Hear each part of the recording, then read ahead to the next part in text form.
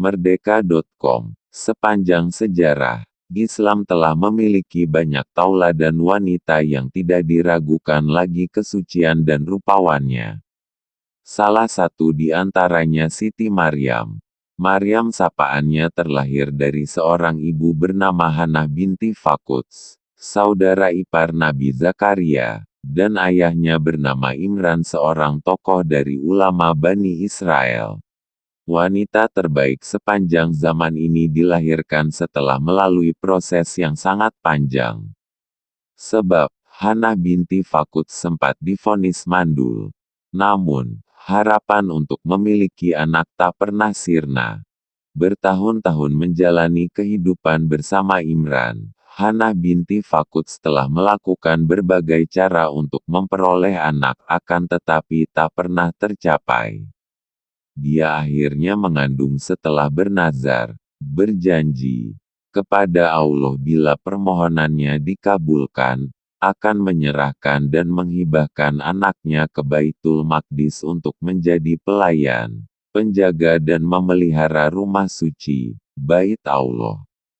Siapa duga, menjelang masa kelahiran, Imran meninggal dunia. Hannah binti Faquds harus melahirkan seorang diri tanpa didampingi suami. Kekecewaan juga menerpa saat terlahir bayi perempuan karena Hannah menginginkan seorang putra untuk dihibahkan kepada Baitul Maqdis.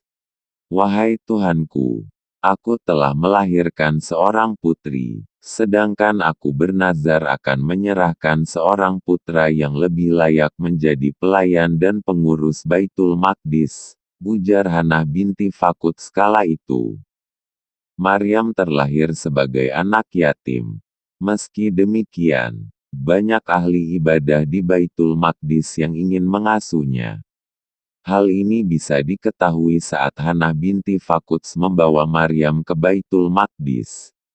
Aku serahkan anakku ini kepada tuannya. Sebelum ini aku sudah bernazar untuk menyerahkan anakku menjadi hamba abdi di rumah suci ini, kata Hannah kepada para pendeta. Pendeta yang berada di lokasi itu berebut ingin mengasuh Maryam, tapi di antara mereka tidak ada yang mau mengalah.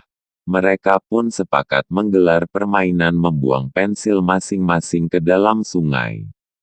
Pensil siapa yang tidak tenggelam, maka dialah yang berhak menjaga Maryam. Permainan tersebut akhirnya dimenangkan Nabi Zakaria yang pensilnya tidak tenggelam. Maryam menjalani hari-harinya di bawah asuhan Nabi Zakaria. Maryam tumbuh menjadi gadis yang taat beribadah. Tidak hanya taat beribadah, Maryam pandai menjaga pergaulan dengan tidak sembarang berdekatan dengan pria yang bukan mahramnya. Maryam tidak terbuai dengan ketampanan pria. Manakala ada pria yang mendekatinya, dia selalu berdoa kepada Allah agar dilindungi dari hal-hal yang buruk. Pada suatu hari, Maryam terkejut saat tengah bertasbih. Dia melihat seorang pria berdiri di hadapannya. Ini pertama kali Maryam berada di hadapan pria lain selain Nabi Zakaria. Pria itu ternyata malaikat Jibril. Sesungguhnya aku ini hanyalah seorang utusan Tuhanmu, untuk memberimu seorang anak laki-laki yang suci, ujar malaikat Jibril.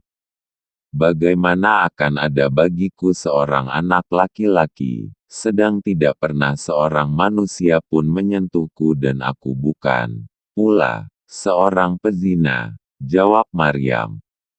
Allah kemudian berfirman dengan perantaraan Jibril, demikianlah Allah menciptakan apa yang dikehendakinya.